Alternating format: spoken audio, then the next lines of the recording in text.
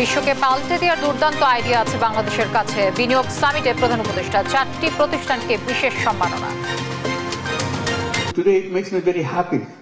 You can gather together and talk about creating that world. It's not just business in a limited idea, which is good, but you can have another. বাংলাদেশে পরীক্ষামূলক যাত্রা শুরু করলো Elon মাস্কের Starlink. Internet ব্যবহার করে সম্প্রচার হচ্ছে ইনভেস্টমেন্ট সামিট। পূর্ণাঙ্গ নির্বাচনী রোডম্যাপ জানতে প্রধান উপদেষ্টার সঙ্গে সাক্ষাৎ করতে চায় বিএনপি। অবিলম্বে ইসরায়েলি গণহত্যা বন্ধের দাবি। রংপুরে আবু সাইদ হত্যায় 26 জনের সংশ্লিষ্টতা পেয়েছে প্রসিকিউশন। 2 মাসের মধ্যে তদন্ত শেষ করার নির্দেশ ট্রাইব্যুনালের। কাল শুরু এসএসসি ও সমমানের পরীক্ষা। সারা দেশে অংশ নিচ্ছে 19,28,000 পরীক্ষার্থী। কেন্দ্রে কেন্দ্রে প্রস্তুতি সম্পন্ন। এবার ঈদ যাত্রা ছিল স্বস্তিদায়ক। কমেছে দুর্ঘটনা ও হতাহতের সংখ্যা। সারা দেশে শুধু সড়কেই ঝরেছে 322 জনের প্রাণ। এবং গাজায় 24 ঘন্টায় একই পরিবারের 6 জন সহ নিহত আরও 26। উপত্যকাকে ইসরায়েলের কসাইখানা আখ্যা জাতিসংঘের। দর্শক, আমন্ত্রণ সংবাদ দুপুরে শুনছিলেন শিরোনামগুলো। সঙ্গে রয়েছে আমি তানসিয়া জুথি। বিভ্রান্তি নিরসনে ডিসেম্বরের মধ্যে পূর্ণাঙ্গ নির্বাচনী রোড ম্যাপ জানতে প্রধান উপদেষ্টার সঙ্গে সাক্ষাতের সময় চাইবে বিএনপি।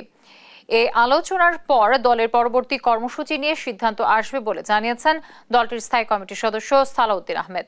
আর অবিলম্বে জাতিসংঘে বিল এনে ইসরায়েলি গণহত্যা বন্ধ করার উদ্যোগ নেওয়ার আহ্বান জানান বিএনপির যুগ্ম মহাসচিব শহীদ উদ্দিন চৌধুরী অ্যানি।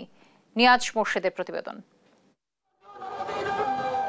জাতীয় প্রেস ক্লাবের সামনে বুধবার সকালে ইসরায়েলি গণহত্যার প্রতিবাদে বিক্ষোভ সমাবেশ করে জাতীয়তাবাদী ওলামা দল।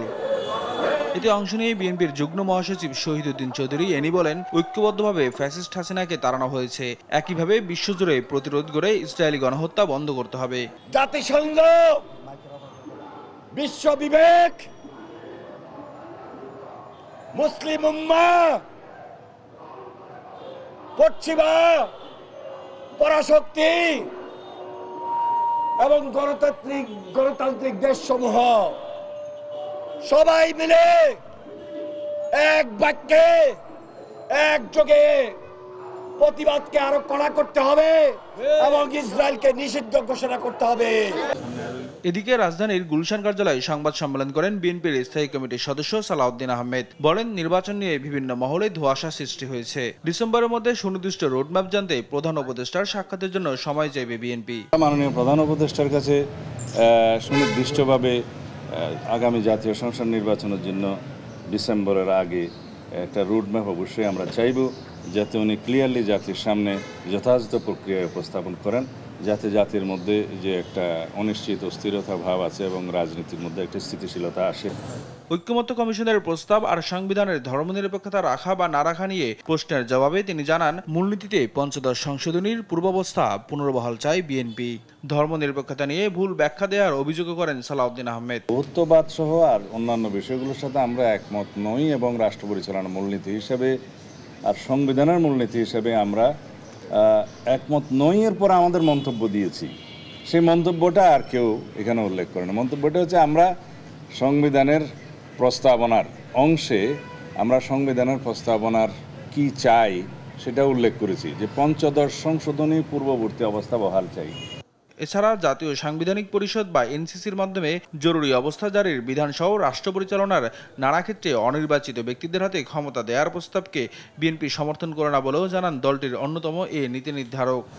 নিয়াজ মোর্শেদ, দেশ টিভি, ঢাকা। প্রবাসী বাংলাদেশিদের ভোট দেওয়ার ক্ষেত্রে 3টি পদ্ধতি নিয়ে কাজ করছে নির্বাচন কমিশন। অংশীজনদের সঙ্গে আলোচনা করে এর মধ্য থেকে এক বা একাধিক পদ্ধতি বেছে নেওয়া হবে বলে জানিয়েছেন নির্বাচন কমিশনার আবুল ফজল মোহাম্মদ সানাউল্লাহ। বুধবার সকালে নির্বাচন ভবনের মিডিয়া সেন্টারে সংবাদ সম্মেলনে এসব কথা বলেন তিনি। এছাড়াও আরও বলেন, পোস্টাল, প্রক্সি এবং অনলাইন এই 3টি পদ্ধতি নিয়ে কাজ করছে ইসি। তবে যে কোনো পদ্ধতিতেই হোক না কেন, এবারে জাতীয় নির্বাচনে প্রবাসী ভোটারদের বড় পরিসরে ভোটের আওতায় আনা হবে বলে জানান তিনি। এছাড়াও প্রবাসীদের ভোট দানের জন্য অবশ্যই রেজিস্ট্রেশন করতে হবে। প্রক্সি ভোটটাই সম্ভবত আমাদের সামনে যদি 13তম জাতীয় সংসদ নির্বাচনে আমরা আনতে চাই, এটাই হচ্ছে পসিবলি নাম্বার 1 অপশন। কিন্তু যদি এটা এমন দাঁড়ায় বাস্তবতার নিরিখে যে না এটা বাস্তবায়নযোগ্য নয়, তখন আমাদের অবস্থান চেঞ্জ করতে হবে। দেশে প্রথমবারের মতো শুরু হলো মহাকাশ ভিত্তিক ইন্টারনেট সেবা প্রদানকারী প্রতিষ্ঠান স্টারলিংকের পরীক্ষামূলক সেবা। বুধবার রাজধানীর হোটেল ইন্টারকন্টিনেন্টালে অনুষ্ঠিত বাংলাদেশ বিনিয়োগ সম্মেলনে অংশগ্রহণকারীরা ব্যবহার করতে পারবেন এ সেবা। সেখান থেকে স্টারলিংকের ইন্টারনেট ব্যবহার করে সম্মেলনের কার্যক্রম সরাসরি সম্প্রচার করা হবে। বিজনেস সামিটের তৃতীয় দিনে স্টারলিংকের এই পরীক্ষামূলক সেবা উদ্বোধন করেন প্রধান উপদেষ্টা ডক্টর মোহাম্মদ ইউনুস। গত 29 মার্চ স্টারলিংকে বিনিয়োগ নিবন্ধন দেয় বাংলাদেশ বিনিয়োগ উন্নয়ন কর্তৃপক্ষ। এর ফলে প্রতিষ্ঠানটি 90 কার্যদিবসের মধ্যে কার্যক্রম শুরু করতে পারবে। তবে বাণিজ্যিকভাবে ইন্টারনেট সেবা চালু করতে হলে বাংলাদেশ টেলিযোগাযোগ নিয়ন্ত্রণ কমিশনের কাছ থেকে NGSO লাইসেন্স নিতে হবে। ইতোমধ্যে লাইসেন্স সংক্রান্ত প্রক্রিয়ার অনুমোদন দেওয়া হয়েছে।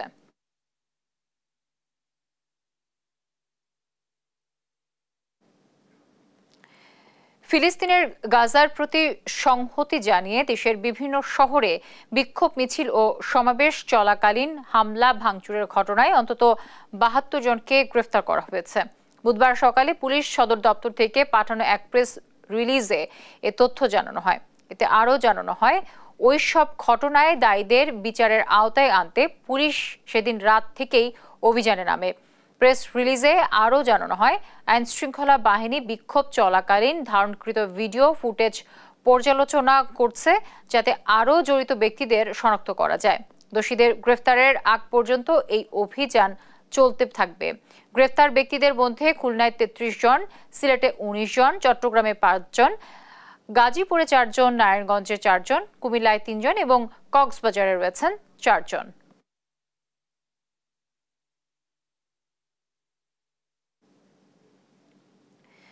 জুলাই আগস্ট গণ আন্দোলনে রংপুরের শহীদ আবু সাইদ হত্যার ঘটনায় 26 জনের বিরুদ্ধে অপরাধের প্রাথমিক প্রমাণ পেয়েছে প্রসিকিউশন। মামলার তদন্ত শেষ করতে আরও 2 মাস সময় দিয়েছে ট্রাইব্যুনাল। সাবরিনা মজুমদার রিপোর্টে বিস্তারিত। রংপুরে আবু সাইদ প্রথম প্রাণ হারান জুলাই আগস্ট গণ আন্দোলনে। বেগম রোকেয়া বিশ্ববিদ্যালয়ের সামনের সড়কে 2 হাত প্রসারিত করে দাঁড়িয়ে যান তিনি। সেখানেই তাকে গুলি করে পুলিশ। লুটিয়ে পড়েন সড়কে। এই ঘটনায় আন্তর্জাতিক অপরাধ ট্রাইব্যুনালে শেখ হাসিনাকে প্রধান আসামি করে মামলা করা হয়।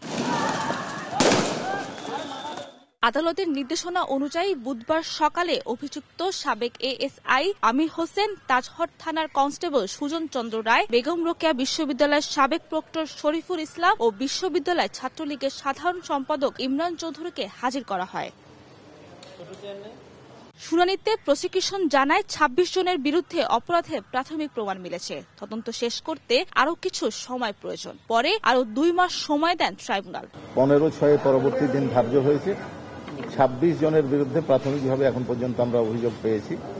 আমাদের তদন্ত প্রায় শেষ পর্যায়ে। আশা করছি আমরা পরবর্তী ধার্য তারিখে রিপোর্টটা দাখিল করতে পারব। এদিকে কল্যাণপুরের জাহাজবাড়িতে জঙ্গি সাজিয়ে 9 জনকে হত্যার ঘটনায় সাবেক আইজিপি AKM শহীদুল হক, সাবেক ডিএমপি কমিশনার আসাদুজ্জামান মিয়া সহ 3 পুলিশ কর্মকর্তাকে 1 দিন করে জিজ্ঞাসাবাদের অনুমতি দিয়েছেন আদালত। গ্রেপ্তারকৃত আসামি AKM শহীদুল হক সাবেক আইজিপি, মোহাম্মদ আসাদুজ্জামান মিয়া সাবেক ডিএমপি কমিশনার এবং জসিম উদ্দিন সাবেক ডিসি মিরপুর, এদেরকে আমরা ইন্টারোগেশনের জন্য আবেদন করেছিলাম। অনারেবল ট্রাইব্যুনাল আমাদের আবেদন মঞ্জুর করেছে। আন্তর্জাতিক অপরাধ ট্রাইব্যুনালে 23টি মামলা হয়েছে। 3টি মামলার খসড়া প্রতিবেদন চূড়ান্ত পর্যায়ে বলেও জানায় প্রসিকিউশন। সাবরিনা মজুমদার, দেশ টিভি, ঢাকা। এবার পলাতক আওয়ামী লীগের নেতা কর্মীদের বিরুদ্ধে এই সপ্তাহে ইন্টারপোলের রেড নোটিশ জারির আবেদন করবেন আন্তর্জাতিক অপরাধ ট্রাইব্যুনালের প্রসিকিউশন। এছাড়া শেখ হাসিনার বক্তব্য প্রচারে জড়িতদের আইনের মুখোমুখি হতে হবে বলে হুঁশিয়ারি দেন চিফ প্রসিকিউটর তাজুল ইসলাম। সাবরিনা মজুমদারের বিশেষ প্রতিবেদন। বৈষম্য বিরোধী ছাত্র জনতার আন্দোলন দমনে গণহত্যা মামলার প্রধান আসামি সাবেক প্রধানমন্ত্রী শেখ হাসিনা সহ পলাতক আছেন আওয়ামী লীগের নেতাকর্মীরা। গত বছরের ২২ ডিসেম্বর আন্তর্জাতিক অপরাধ ট্রাইব্যুনাল পলাতক শেখ হাসিনার বিরুদ্ধে ইন্টারপোলের রেড নোটিশ জারির আবেদন করে। তবে এবার শুধু শেখ হাসিনাই নন, আওয়ামী লীগের পলাতক নেতাকর্মীদের বিরুদ্ধে এ সপ্তাহে ইন্টারপোলের রেড নোটিশ জারির আবেদন করবে প্রসিকিউশন। এক সাক্ষাৎকারে একথা জানান আন্তর্জাতিক অপরাধ ট্রাইব্যুনালের চিফ প্রসিকিউটর মোহাম্মদ তাজুল ইসলাম। যারাই পলাতক আছে তাদের বিরুদ্ধেই এটা যাচ্ছে। সেক্ষেত্রে একটা বড় বিষয় হচ্ছে যে দেশের বাইরে আছে কি নাই অফিসিয়ালি একটা প্রমাণ লাগে। যেমন হাসিনাটা খুব অ্যাপারেন্ট ইন্ডিয়ার কাছে আছে, এটা স্বীকৃত, কিন্তু ওবায়দুল কাদের কোথায় আছে এটা কিন্তু কোনো সুনির্দিষ্ট না। সেজন্য আমরা ধরে নিচ্ছি যে এরা পলাতক আছে, বিশ্বের বিভিন্ন জায়গায় আছে, এই জন্য ইন্টারপোলের কাছে আমরা এটা দিচ্ছি এবং সেটার প্রক্রিয়া চলমান আছে। যে কোনো সময় এটা চলে যাবে, আজকালকের মধ্যে হয়তো চলে যাবে। সামাজিক যোগাযোগ মাধ্যমে এখনো ঘুরছে পলাতক শেখ হাসিনার বিদ্বেষমূলক বক্তব্য। এসব বন্ধে বিটিআরসিকে ট্রাইব্যুনাল নিষেধাজ্ঞা দিলেও এখনো তা কার্যকর না হয় ক্ষুব্ধ চিফ প্রসিকিউটর। আদালত কিন্তু তার বক্তব্য প্রচারে নিষেধাজ্ঞা দেয়নি, নিষেধাজ্ঞা দিয়েছে তার হেড স্পিচ এবং ট্রাইব্যুনালকে অবমূল্যায়ন করা, অপমান করা, ট্রাইব্যুনালের বিচার প্রক্রিয়াকে বাধাগ্রস্ত করার সংক্রান্ত যে স্পিচ সেগুলোকে বন্ধ করতে বলেছে, সেগুলো প্রচার না করতে বলেছে। বিটিআরসি আগে সরকারের আমলে তারা ইল্লিগালি কিন্তু সোশ্যাল মিডিয়ার যে সমস্ত কোম্পানি আছে তাদের সাথে চুক্তি ছিল যে আমরা চাইলেই এই অ্যাকাউন্ট বন্ধ করে দিবে, ওই অ্যাকাউন্ট বন্ধ করে দিবে। বর্তমান সরকার কিন্তু সেটা করছে না, তাদের মতো করে যে স্বৈরাচারী কায়দায় আমার পছন্দ হলো না একটা অ্যাকাউন্টকে আমি বন্ধ করে দিলাম, সেটা করছে না। বরং বিটিআরসি যেগুলো যখন আদালতের নির্দেশ পাচ্ছে স্পেসিফিক জিনিসটা সেটা বন্ধ করার চেষ্টা করছে।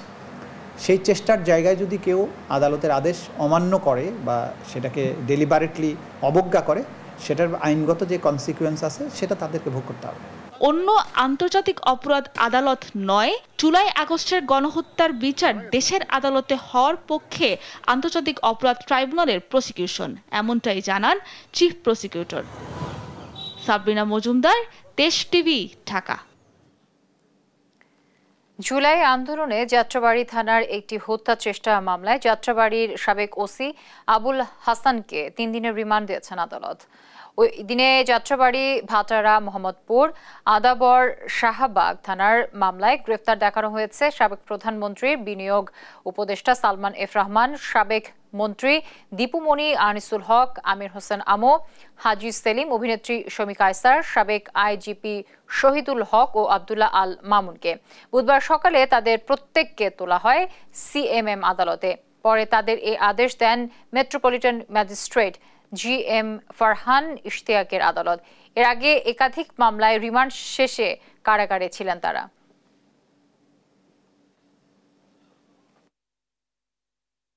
আমির হোসেন আমো, দীপুমণি, সালমান এফ রহমান এবং সাবেক অবৈধ এমপি হাজি সেলিম এবং সাবেক বিতর্কিত আইজিপি শহীদুল ইসলাম এবং আলোচিত এবং বিতর্কিত ভারপ্রাপ্ত কর্মকর্তা যাত্রাবাড়ী থানার আবুল হাসান এবং সাবেক অবৈধ মন্ত্রী রাশেদ খান মেনন।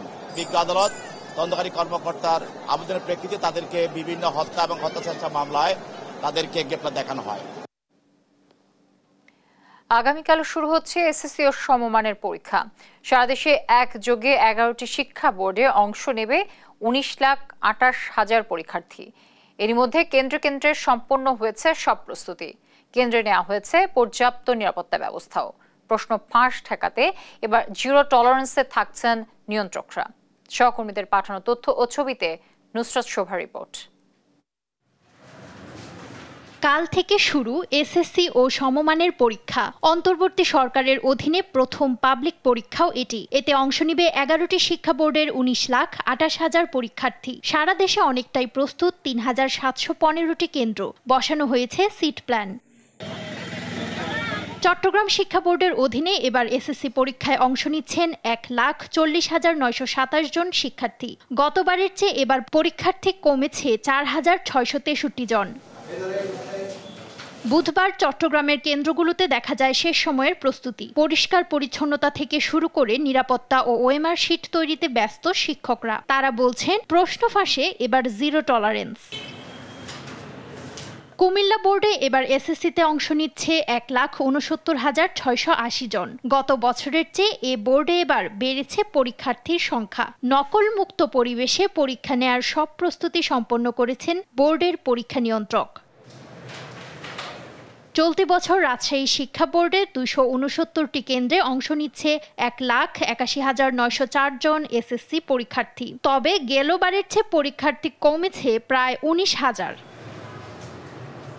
এদিকে যশোর বোর্ডে এবার 299টি কেন্দ্রে নেওয়া হবে এসএসসি পরীক্ষা। নিরাপত্তায় এসব কেন্দ্রে এরই মধ্যে মোতায়েন করা হয়েছে পুলিশ ও আনসার। 200 গজের মধ্যে লাল পতাকা সহ পরীক্ষার সময় কেন্দ্রের আশেপাশে জারি থাকবে 144 ধারা।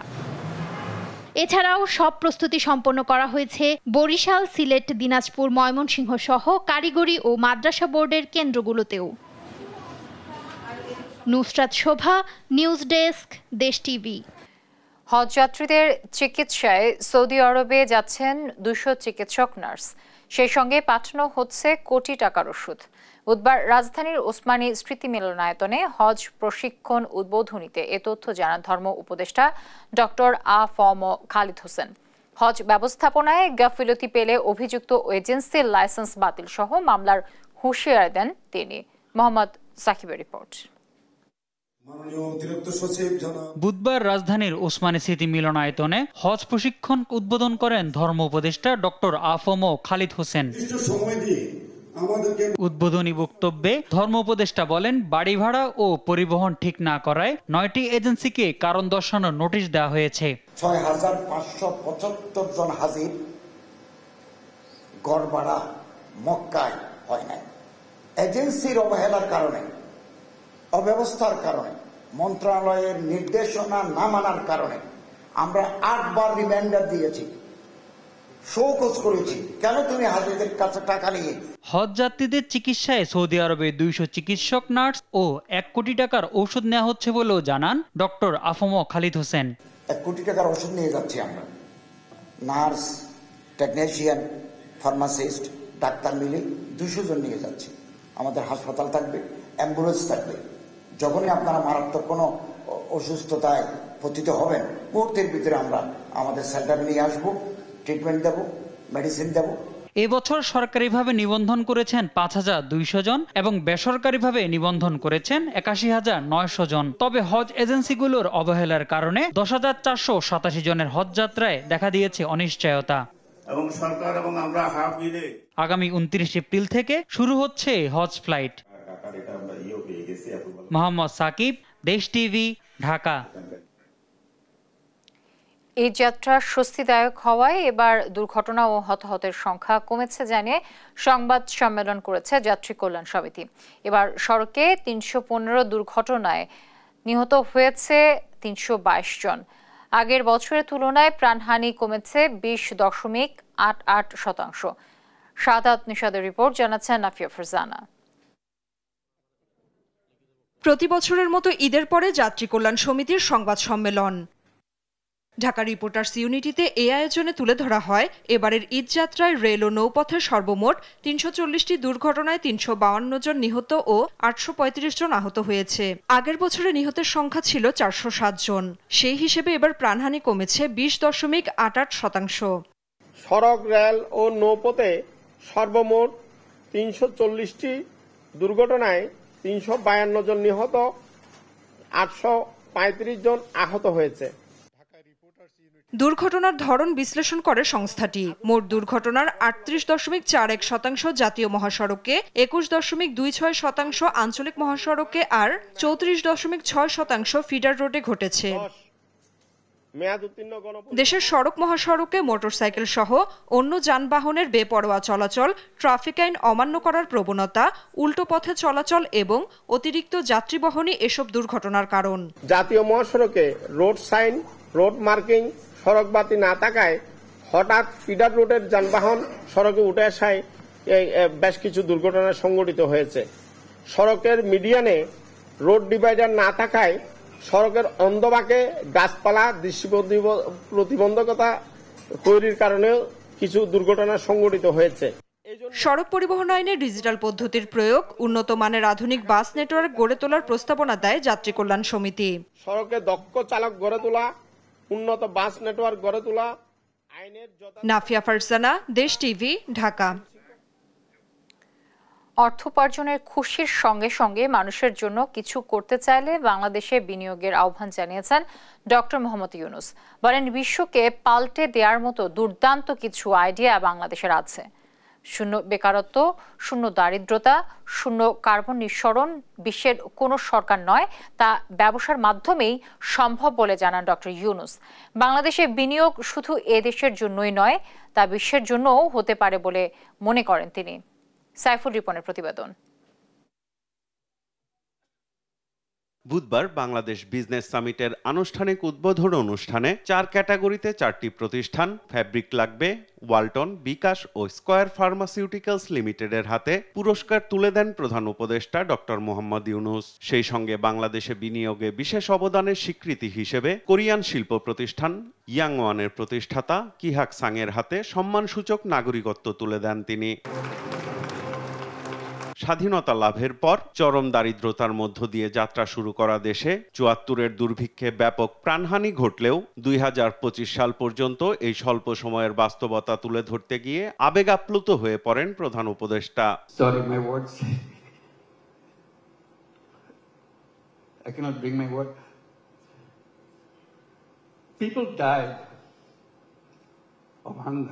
জানান, এদেশে করা কোনো বিনিয়োগ বৈশ্বিক পর্যায়ে ছড়িয়ে পড়তে পারে তার সবচেয়ে বড় উদাহরণ গ্রামীণ আমেরিকা। তাই এমন দুর্দান্ত আইডিয়ার জন্য বাংলাদেশে বিনিয়োগের আহ্বান জানান তিনি। Business in Bangladesh is not only for Bangladesh, that's the point. It could be for the whole world. Whoever thought that microcredit which started in a tiny little village now would be a prime business in the United States, Grameen America. Grameen America became annually about $2 billion a year. In the next 4 years, it will be $5 billion a year. It's growing very fast. নতুন বিশ্ব গড়ার লক্ষ্যে যে যাত্রা শুরু হয়েছে তাতে সবাইকে অংশ নেওয়ার আহ্বানও জানান প্রধান উপদেষ্টা। This ground is very fertile. You put a little bit of seed, it becomes global.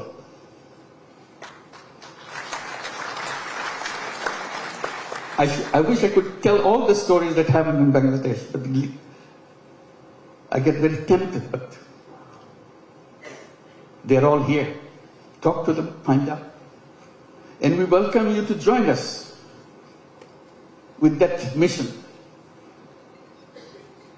creating a new world for the whole world. নতুন প্রজন্মের বাংলাদেশ গড়তে তৃতীয় প্রজন্মের তরুণরা যে কাজ করছে সেখানে নারীর অংশগ্রহণ বাড়ানোর তাগিদও দেন doctor Mohammad Yunus. We have to talk third generation a little bigger, boys and girls. Somehow in entrepreneurship in the past, women left out. We have some, but very few. But women are as creative as entrepreneurs as anybody else. Saiful Ripon, দেশ TV, Dhaka. ব্রাহ্মণবাড়িয়ার বিজয়নগর সীমান্তে BSF এর বিরুদ্ধে এক যুবককে পিটিয়ে হত্যার অভিযোগ উঠেছে। মঙ্গলবার সন্ধ্যায় উপজেলার পাহাড়পুর ইউনিয়নের সেজামুড়া সীমান্তের 0 পয়েন্টে এই ঘটনা ঘটে। নিহতের পরিবারের অভিযোগ, বিকেলের দিকে মুন্না তার ধানি জমি দেখতে গেলে ভারতীয় সীমান্তরক্ষী বাহিনী তাকে ধরে নিয়ে যায়। পরে তাকে পিটিয়ে গুরুতর আহত করে বাংলাদেশ সীমান্তে ফেলে রেখে চলে যায়। গুরুতর আহত অবস্থায় ব্রাহ্মণবাড়িয়া জেনারেল হাসপাতালে নিয়ে আসলে কর্তব্যরত চিকিৎসক তাকে মৃত ঘোষণা করে। তার মৃত্যুর বিষয়টি খতিয়ে দেখছেন বিজিবি।